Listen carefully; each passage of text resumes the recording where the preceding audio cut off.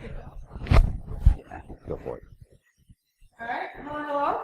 Thank you for coming to our talk. Forensic Phishing, breaking down analysis of advanced phishing emails. And I'll start by letting Joe introduce himself. Hi, I'm Joe Gray. I'm a senior security architect. 2017 DerbyCon Social Engineering Capture the Flag winner. Last year, the Password Inspection Agency got third place in the OSINT CTF. When I came down, we're in third place again this year. So if anyone has any specific information relating to Jim Nitterauer, Security Panda, or Damon Small, please send a DM on Twitter to DFIR Noob. Chris did say we could crowdsource the flags, so I can't compete right now, so if you want to help out, go for it.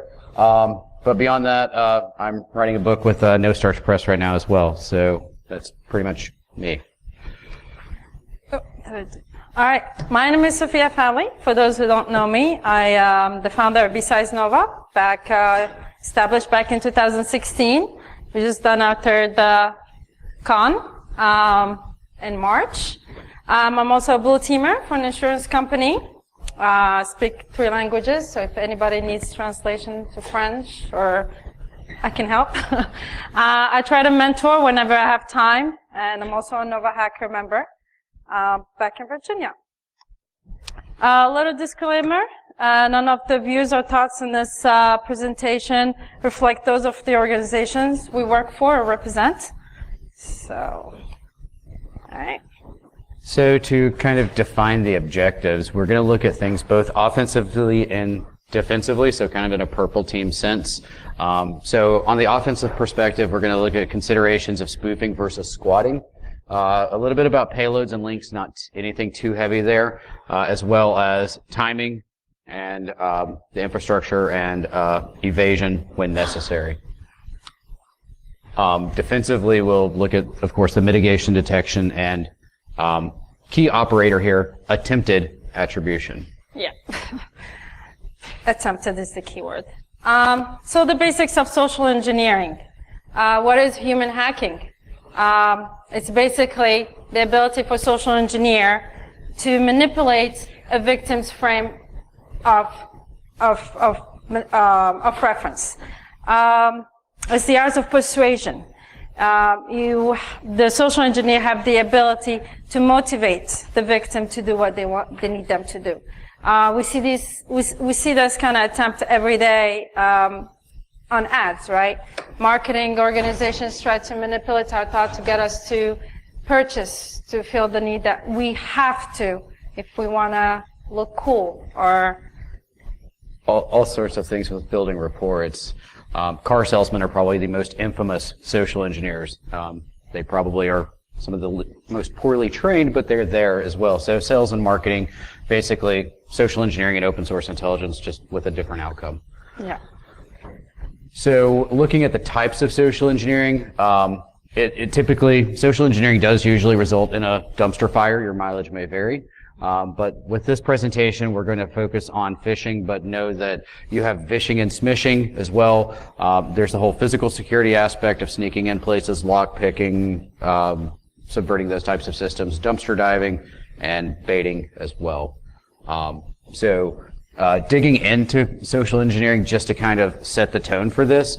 I get this question a lot. If I want to get into social engineering, what do I need to study? These are the 5 things I say you should study, but in this presentation, we're really going to focus on the acting, infosec, and psychology portions. If you bring in vishing, then you've got some improv associated with it as well. And then, of course, doing this in an ethical sense, more than likely for hire, there's going to be some technical writing, but that's kind of unwritten because everything requires some sort of technical writing. So let's get into the actual idea of like the sending the email piece. So which targets are you going to go for? In a consulting role, will the customer / victim / target give you the email addresses that you're going to target, or are you left to your own devices via open source intelligence, OSINT, to do this? In terms of protections, can you enumerate any protective mechanisms they may have, like Proofpoint, Mimecast, that kind of fun stuff? Are they using something like SPF or DMARC to filter the mail? What kind of timeline are you looking at for doing this? Like in a consulting role, do you have 2 hours to send a phish to 30,000 people, or do you have like 12 hours to phish, 100 people? That's going to dictate how complex you can get. With that, what kind of payload are you going to do? I classify from the vein of phishing, collection of passwords to be a payload of sorts, because at the end of the day, that's what you're trying to do. But it could also be an actual file of some sort of malware, such as like a macro-enabled Word document. You could build something in, say, Venom or Empire or something like that, or it could just be click the link, and then the link can handle the dirty business for you. Do you want to go manual? Do you want to go automated? There are benefits to each. I personally don't care for going the automated approach. I prefer to craft everything by hand and get it out the door, because I could actually take a little bit more time and not have anything that's going to set off any alarms for, hey, this was done with like a phishing kit, or this was done with like Kingfisher or Social Engineer Toolkit or some of those solutions. They're good. It's just typically whenever I'm doing these types of engagements, I have far better success with manual testing. So there's always other considerations. It could vary based on the organization or just the country you're in. For example, if you're targeting someone in the European Union, there's those 4 pesky letters that all the salespeople are trying to cram down our throats in GDPR. So keep that kind of stuff in mind. So looking at the offensive angle, let's take a look at the OSINT of this. And things like the MX record, it's necessary within DNS for emails to actually be able to be sent and received. SPF, the Sender Policy Framework, that is meant as a mechanism that's supposed to help you filter the emails so that you're only getting legitimate stuff. And then who is? That's always out there to find out who owns what. But the beautiful thing is, just like tools like, say, Nmap or even a hammer, is it a weapon or is it a tool? And it all depends on intent. There are methods, which I have a short demo at the very end, that we can actually go through and exploit various things within Whois and other records to be able to get information that's going to help us with the phishing campaign, specifically out of Recon NG. But you should also probably check the careers pages, see if they're hiring someone for an email security appliance. Companies infamously tell too much information about themselves on social media. On social media, for one, but also on the careers page, because, most people don't just blindly apply to a position. If you, like, for example, if you're a database administrator, you may be good in MySQL and MS SQL, but you may only be good in one or the other. So to try to streamline the application process, companies typically say, I'm looking for one or the other, and then from the OSINT perspective, we are able to read and say, hey, well, they say they have MS SQL, so chances are they're a Microsoft shop too. So time to break out those Windows exploits. But then also, there's a website, hunter.io. We'll look at that later as well. And a tool that's now built into Kali called nSpy. It's not installed by default. It's just apt-get install nSpy, and it's right there. The only thing you need is an API key to hunter.io, which is free.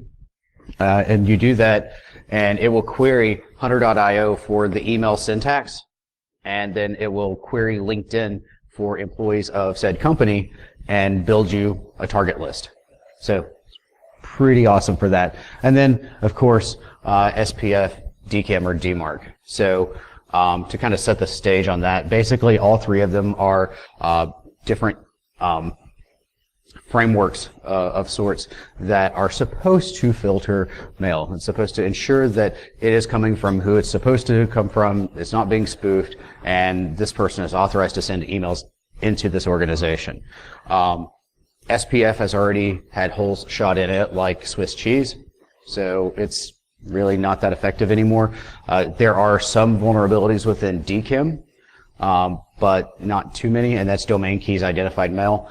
And then the other one, which if you look back to late 2017 into 2018, was the entire crux of certain vendors' email pitch to sell solutions.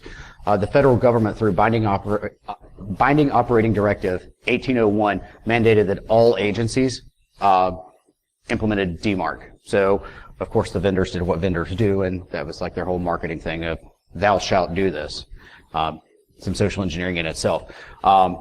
If they are configured correctly, they can stop spoofing in its tracks. They don't really work too much against squatting unless you explicitly define that it has to come from this domain.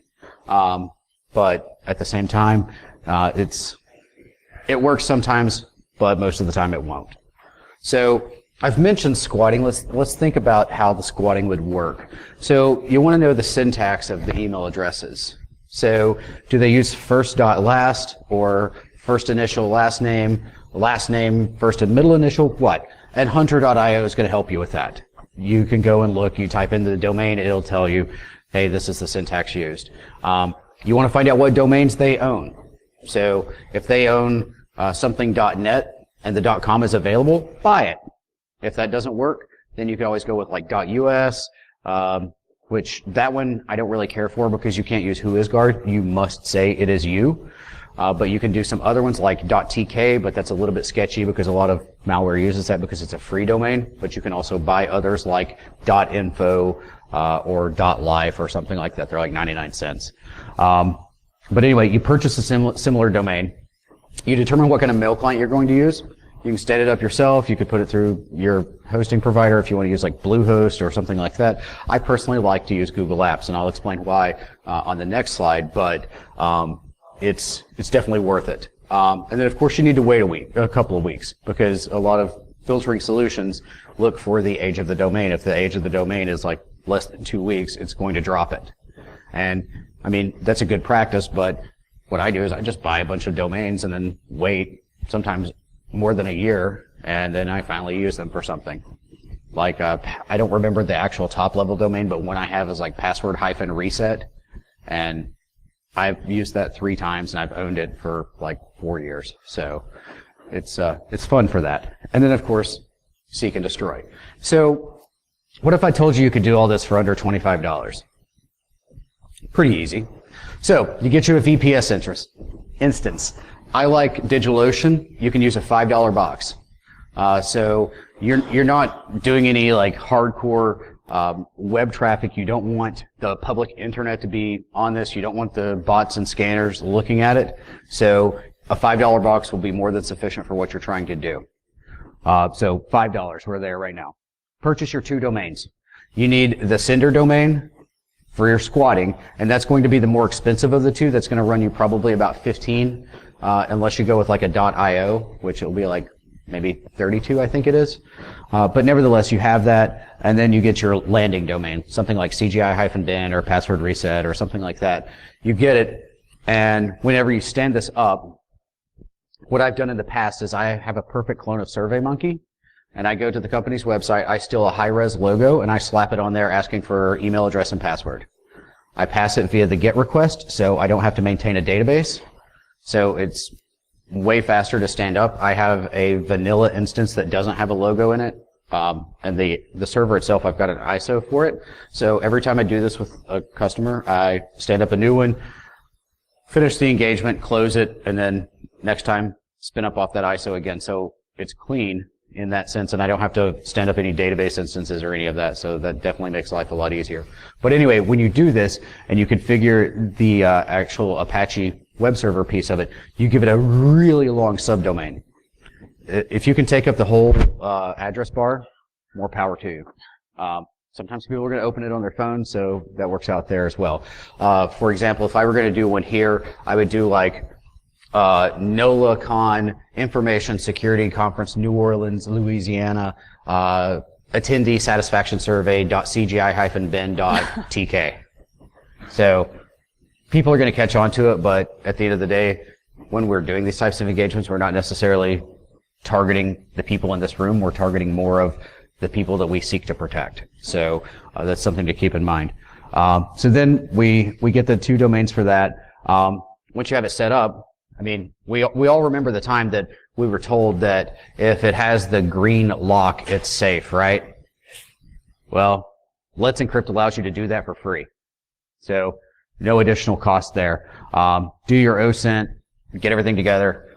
For the email portion itself, the Google part, that adds $5. So at this rate, we're $5 for Google, we're $5 for DigitalOcean, we're about $14 for the sending domain, and we're at like 99 cents for the landing domain. So that comes to like 25 and some change, depending if you have sales tax and all that fun stuff. So it's definitely under 30. So you do that, you do your OSENT. I like to steal direct quotes from press releases to put in there.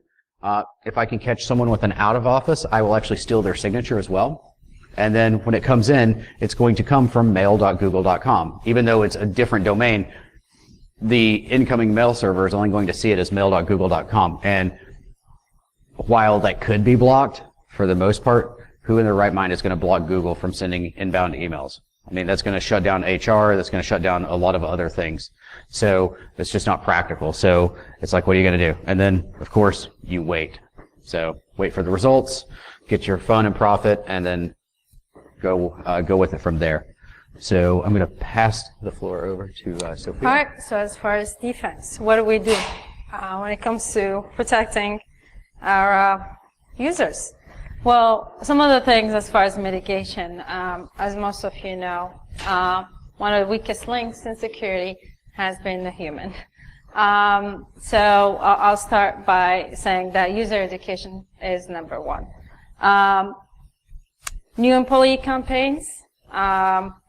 Make sure you have a monthly for every set of employees that you get. Targeted campaigns seem to be more efficient. Also, the things that your finance department will fall for are not the same as the marketing department or your HR. Even how many of you have had one of the employees of the security team fall for a phishing? Right here.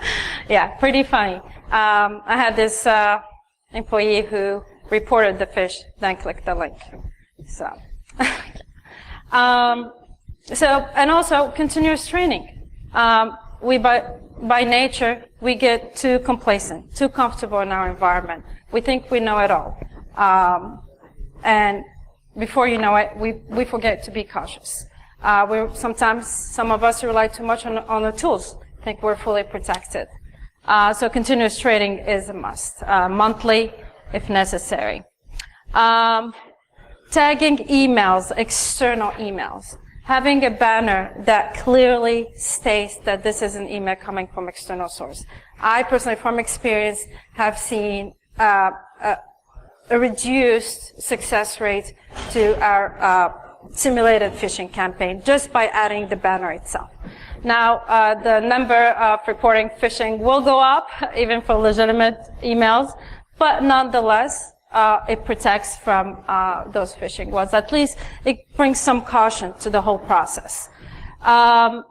Again, properly configured DNS has been a big point for mitigation, just like Joe described. And most of us don't know or are very familiar with these frameworks, but SPF basically relies on IPs. It tells the organization what IPs come from what domain. DKIM is basically an encryption framework that basically validates which email comes from what domain, right? And then you have DMARC who combines the two. The fourth thing that I can think of is basic enforcing of separation of user accounts. Hopefully you're not using your admin credential to surf the web. And simple things that can be done to mitigate and evading phishing attacks. When it comes to detections, email security tools. Again, these are products, Proofpoint, Mimikatz, FireEye. Those are just examples of tools that you may see throughout your organization. We, by no means, support or endorse these tools. These are just examples of tools that help with malware protection, attachment sandboxing, right? URL rewriting. This one will record if anybody clicked on a URL, if it got allowed, if it was denied, if an active block is in place, if finally your tool detects that a URL is a credential harvester. So then you know that everyone, even if they click on it, it will be eventually blocked. Rely on your threat intel feed, vetted threat intel feed to the tool, which hopefully will quarantine some emails. Putting blocks or permit senders.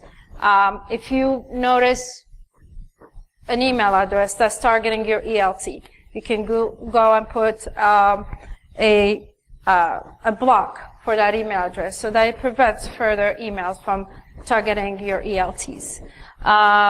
They also have spam filtering. So these are basic things that come with the security tools that can be easily implemented in the company. Now next, Joe is gonna take a shot at attempted attribution, and we really want to enforce the keyword attempted here. If we could have made the font any bigger for attempted, we probably would have, solely on the fact of just to make it more obvious that we're not saying you can always do attribution, depending on who the adversary is. If it's a very complex, like say, nation state, those of you who are playing buzzword bingo, go ahead and hit your card, take a drink, whatever you're doing. But anyway, depending on the complexity of the adversary, you may have a hard time performing attribution. You may do incorrect attribution even. So it's something to consider. But there are tools out there that could help. And basically, your best bet is to see where the things exist, where the characteristics of this specific campaign exist otherwise. And you might not be able to say, this was Dmitry in St. Petersburg, Russia doing this, but you can say that this is associated with Lockheed ransomware. Right. So that's something to consider. And a few tools, I'm all about free. So Alien Vault has OTX, there's Threat Miner, Threat Crowd, Passive Totals, another one. IBM has the X-Force Threat Exchange, and then of course SANS has the Internet Storm Center to give information about that. So at this point I'm going to do a few quick demos. So just going to end the slideshow momentarily.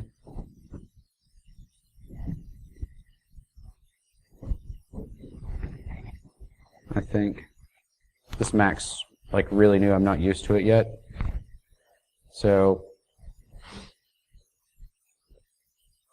just trying to get to what I'm looking for here. I have not done any sacrifices. So what I will do is I'll just drag and drop. So we'll start. This is what I'm about to drag over is a smish that I received claiming to be from SunTrust. The beautiful thing is I never use SunTrust. So basically, I just got it saying that something had happened with Amazon. So I did what any curious person with too much time on their hands yet overcommitted would do. I opened it up in Kali just to see what's going on. Because I had Kali running. So it's just going to that, drag and drop it into VirusTotal, see what's going on, see if anything identifies it as being malicious. So nothing. So this is the SunTrust site to go to. When I say SunTrust site, I mean site.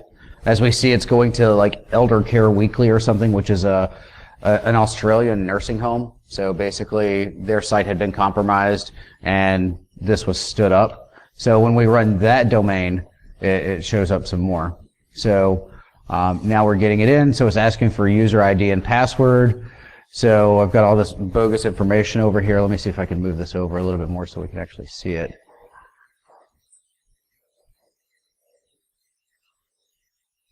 There we go. So I've got all this fake information, so I'm just copying and pasting things in here. So there's the fake password.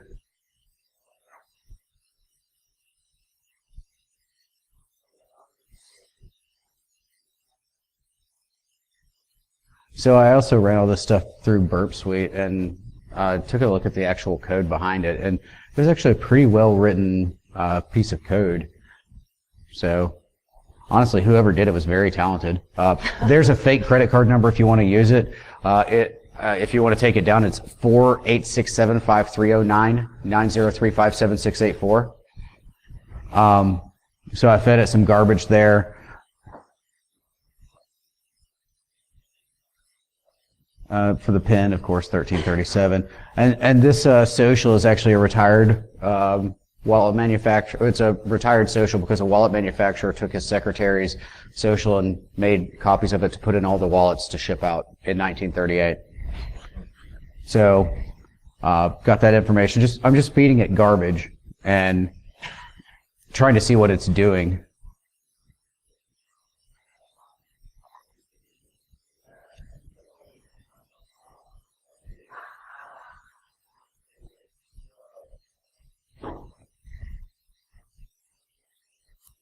And for the email address, I put security@suntrust.com.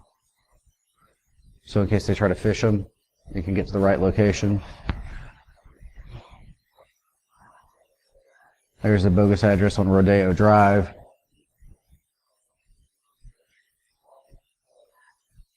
Now it's asking for email password.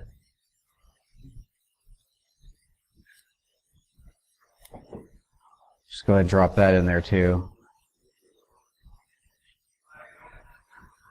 And then it actually redirects. So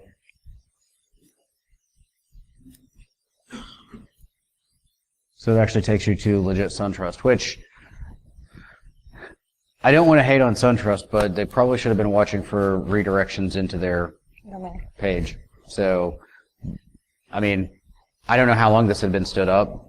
I may have been one of the first to catch it, or it may have been going on for ages. The fact that VirusTotal had already got some stuff on it, I'm going to say it probably wasn't new, but as a byproduct, like that's the rest of the domain that was compromised that they were using. So, if it were on VirusTotal, I'm going to say it was probably around for a little while. But let that be a lesson to watch your SIMs.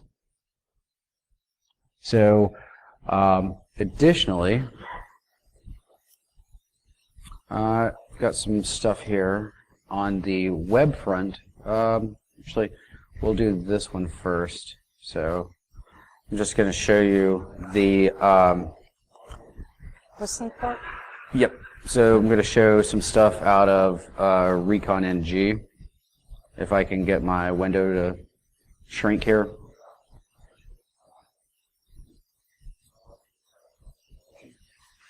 Trying to see if I could convert this over, but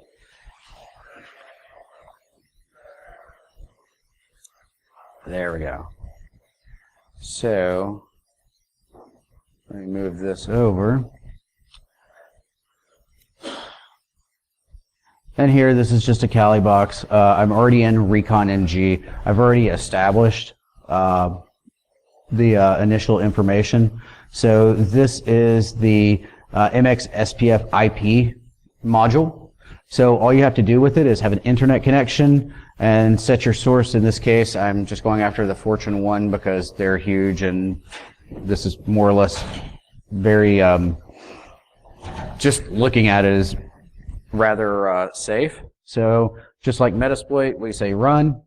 So we've got some stuff. So here's some net blocks. There's a Facebook domain verification, Adobe. So now we know they use Creative Cloud. It's not a surprise they have Facebook. There's some IP ranges that we've got to work with, SPF record, Google site verification. Oh, there's DocuSign. There's something we could use for phishing. Mm-hmm. And then right here we see this MXA and MXB, all that. PP hosted is actually Proofpoint. So if we were going to attempt a phishing expedition against Walmart, we would know that we could probably use DocuSign as a pretext, but at the same time, we should be prepared to do battle with Proofpoint. So more than likely, they're either going to prepend or append the word external. So I would like to think that that works a lot more frequently than in my experience, I've seen organizations that do it that you're able to blow right past them. So it's just something to keep in mind. because at the end of the day, it all goes back to the user training. If you train the users to do it, then they'll be your champions. You just have to let them know that you trust them. And apparently this VM is not cooperating, so I'm just gonna do something here. I'm just gonna force quit it.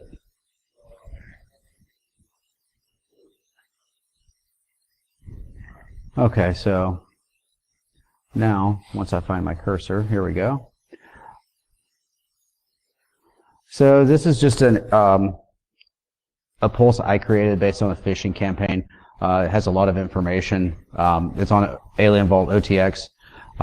In my previous position, I was an Alien Vault instructor, so I had to create pulses for class all the time. So I got tired of just giving dummy information and just started creating real ones based on what my honeypots were seeing. So here we're able to see there's some hashes, some IP addresses, some URLs, domains, host names, and then as we scroll down, we can just see there's some hashes and some IP addresses and what have you. So with this, I'm going to copy and paste this IP address into another utility that's fun to use called Threat Miner. So with this, it's just looking for the host, and it's going to query other things in addition to OTX. It's going to geolocate it, so we have that going on here. It's giving us some information about the ASN, so we can drag and drop that into, say, Phish Tank, and see if it's still live and active. That's phishtank.com, if I recall correctly. But this was actually Google, so it's probably wrong. So we can click here, get OTX. There's passive total, virus total, census, Shodan, Robotex, all the fun stuff here. So you can definitely look and see what it's tied to. We can take a hash here and do the same thing. I think they accept SHA-256. So with this one, we'll just go back and search again.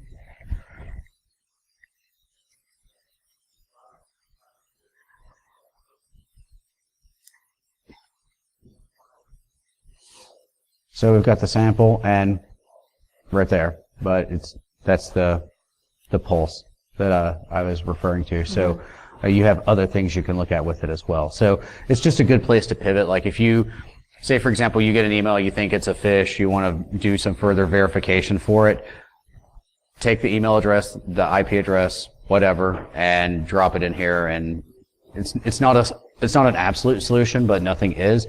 It's just going to give you a starting point. So, and then the other thing I mentioned was hunter.io. So in this case, we'll just take a look at Walmart. I'm logged in, so you have to have an account, but like I said, it's free. Well, I have a free account. So here it's just going to query. Waiting. And we have, sometimes we have a job title, but we at least have a name and an email address. So I'm going to go ahead and close that one quick just so that I don't... Combined with what you can find on LinkedIn, you exactly. can be pretty accurate with your phishing. Exactly. And the only reason I closed that so quickly is just because I don't like the idea of potentially doxing people. So, so back to the actual presentation. Really quickly, I'm the co-founder of Through the Hacking Glass. It's a mentoring platform. Basically, it's aiming to bridge the gap between what you learn in academia and what you get from certifications and what industry wants. I can't guarantee that we'll give you 14 years of Ethereum experience, but we will certainly give you experience in something. We're working with vendors to get NFR licenses so that you can actually use things that you would use in the field, and we're not allowing the salespeople to try to sell to you. We're just saying, hey, this is what you're up to. So on Twitter @HackingGlass, Facebook.com/HackingGlass. The link, we are using a MailChimp mailing list to record everything right now in terms of membership. So the link is on both Twitter and Facebook.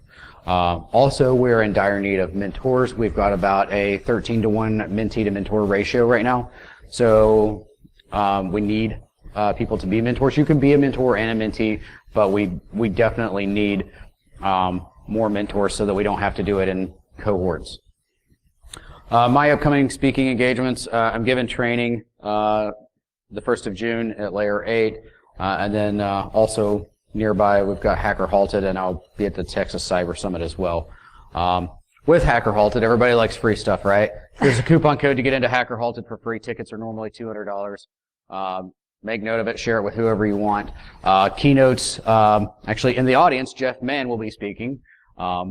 But keynotes are Paul Asadorian, Jenny Radcliffe, Ian Coldwater, and there's a couple more that I just can't think of off the top of my head. So it's going to be good. And then there's a coupon code for training as well. So the days leading into the event, they'll have all of their certifications for training.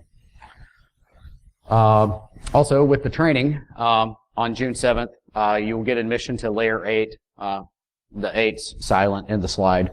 It was taking a break. But anyway, the training day is June 7th. It's an 8-hour social engineering and open source intelligence course.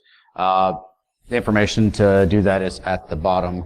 And I mean, if there was just like this, I mean, Northern Virginia is such a good place for a conference. I just can't think of anything to go with it. So. All right. Besides Nova, our next conference is next year, March 6th and 7th, 2020. This is the first time I'm announcing it, so you're the first one to know. CFP will open October 6th, and it's usually open until January 6th. We love submissions, so please feel free to spread the word. You can also find us at besidesnova.org and on Twitter. With that, we are opening the floor to questions. And to jumpstart that, I would like to query the audience to tell me what are some of the good fish that they've seen out there. Anyone? Should I call on names? All right. Yeah. It was like over a year old. Well, those are definitely crafty. And for those who couldn't hear him, he was just talking about reusing old emails as a current fish. anyone else? A good one that I've seen that's been very efficient is from the HR department saying they've changed their rules on what you can and cannot post on Twitter. Employees are so freaked out, they don't even think twice. They click on the link to see where are the rules. Yeah, we've got a few people with that one. Anyone has any fun stories? Jeff Mann, I'm calling on you. Even if I want, I'm trying to remember the details. Basically, they actually hit one of our interns, and it was something about you need to reset your password. Yeah. Go to this website. It was that easy, huh? I probably sent that one. Yeah, most likely. What was funny was it actually happened at the same time we were going through a security awareness phishing training exercise. So the fake one was the real one. It's fake news. So one that I've always wanted to do, but I've never got anyone to agree to actually let me do it, is I just want to spam people like every day for like a month with like this bogus newsletter and purposely not have an unsubscribe button at the bottom. And then whenever I finally choose to do it, I'm going to send an email apologizing for being in violation of the USA Can Spam Act and say, click here to unsubscribe. Oh, that is a good one. Didn't think about that. Yeah. That's pretty crazy. Yes. It was like a US Senator DHS thing a couple years ago that was like, click here to see if your computer is vulnerable. Mm-hmm. And that actually was really, I was like, why haven't somebody not been doing this prior to that for a Phish campaign? Something like that's just so over the top. It's like when I'm planning something like that, I'm like, their users can't be that naive. Yeah, that one was actually legitimate. Right, exactly. Well, I mean, I'm not gonna say anything. Yeah. Like a story about a really good campaign that I ran. So according to the Semantic ISTR, the global average rate is like 13%. So with this campaign, I got 42%, and this is after I only got about 60% of the emails out and got blocked 3 hours in. So it was a grocery chain. It was not Walmart, I'll tell you that now. It was a small grocery chain in a regional area. Their CEO was retiring the next week, and the COO was taking over. So Basically, I went out, I found some press releases, I copied and pasted it in there. I bought the US to their.com, did all the infrastructure with what I was talking about, the $25 deal, stood it up, sent the email out. One thing that was really notable, similar to Walmart, they didn't call their employees employees. It was like member owner or something. I don't remember. Associates. Well, that for Walmart it's associates, but for this company it was like member owner or something to that effect. And basically I just sent them low and slow, like 10 to 15 at a time. And I would wait a few minutes in between each one. I got about 60% of them out, and then I started getting bounced as blocks, and I was like, So then, my security point of contact forwards me what their network head had sent out to everyone. Well, then when they forwarded the email and said, "Don't click this." Like, what is it that I'm not supposed to click? Let me click it to see what I don't need to click. And what it was is it had the MailChimp. The first page was what's your email address and password. And then the next page was like password reset questions, like your mother's maiden name, your school. But I never asked the mother's maiden name. Anyone who sees me out on the street, you'll see me asking questions like, hey, what was your mom's name before she was married? And like in the South, like I'm from Tennessee, I'll just stroll up on somebody and be like, who's your mama's people? Works like a champ. It might even work out on Bourbon Street. I might have to try that tonight. But anyway, with that, I asked those questions on the third page. It was originally a logic flaw. It was like an infinite loop on that third page that said, sorry, the survey's closed. And originally I was like, do I want to fix this? Maybe. And I was like, no, I want someone to report me. And I think that may have been what saved them. And then I waited a couple of weeks and I was closing the account out. I had already taken down the web server, but I was closing out the Google account before I got billed for a second month. I mean, $5 is hard to come by sometimes. But anyway, the now CEO, of whom I had squatted, was on 7 internal ultra-sensitive mailing lists. And it was going to the wrong account. I had this guy's schedule. I saw like confidential company information, got meeting invites. I just forwarded it to the company, like my point of contact. I'm not going to say what he said, but it rhymes with something that might walk and sound like a duck.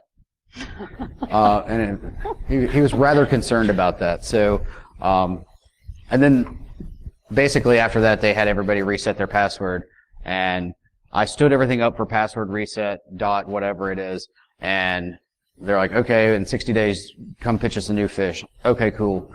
And I pitched it. I wrote everything up. I sent it. I made my vice president aware because this was a previous position, and I had gotten on his bad side somehow. I'm not sure, to be honest. He calls me to come to his office. I was like, oh boy, I'm in trouble again. What have I done? So I go there. He's like, they're not going with your Phish. Because what it was I was going to say something to the effect of, as some of you may know, approximately 60 days ago, a malicious adversary ran a phishing campaign and compromised some credentials. So we subscribed to a service that watches the dark web for our passwords, and everyone in the organization's passwords have been compromised. Click here to reset it. And that, hence the password reset dot whatever the TLD is. So, yeah, they said no. But, oh, easily. And I'm pretty sure the network guy was actually one of them that fell for the original Phish, so that's probably why he blocked me so quick.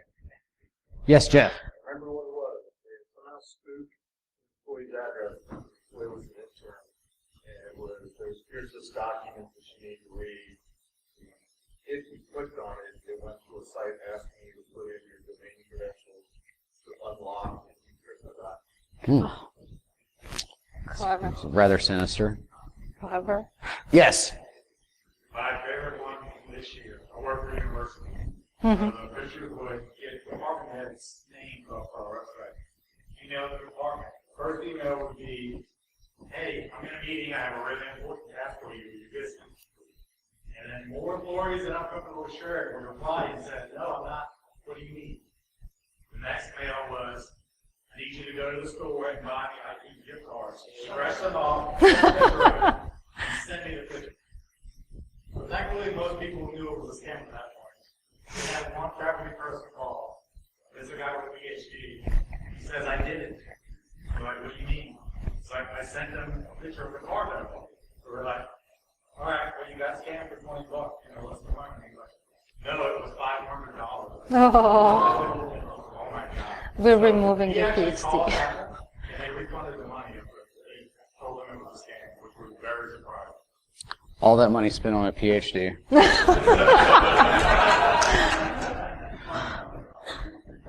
So I don't understand the whole thing about the Apple gift cards. Somebody in the audience may actually know, but like, what do these people do? Like, just get the gift cards and like run some like fake app and. You transfer them into your Apple Pay account.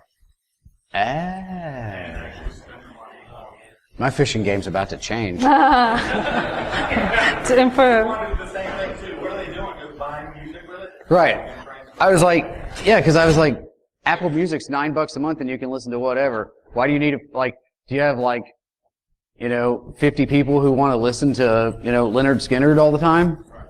So I don't know. We got a little bit more time. Anyone else?